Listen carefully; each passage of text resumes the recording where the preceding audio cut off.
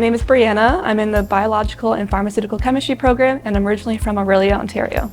What drew me to the University of Guelph was the campus feel.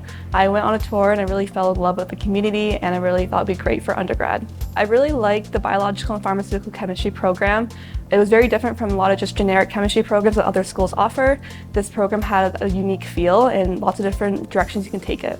I really liked transition metal chemistry, which is a third-year inorganic chemistry course. I really liked it because the labs are very hands-on and very unique. I used some analytical instruments in the Analytical Chemistry 2 lab, such as the gas chromatography mass spectrometry. I also used the nuclear magnetic resonance. My first co-op was at a flavor lab called Embassy Ingredients. I worked as a flavor sample coordinator in the research and development department. It was really cool. I got to compound flavors and look at a new side of chemistry. The flavors would be used in beverage, bakery, different food applications from a lot of different things. I think in first year I was very stressed and overwhelmed. It can be a lot at once, but I think the best advice I can give myself is just to keep going. Use the resources that Guelph has. They have so many resources for students, and definitely to take advantage of them.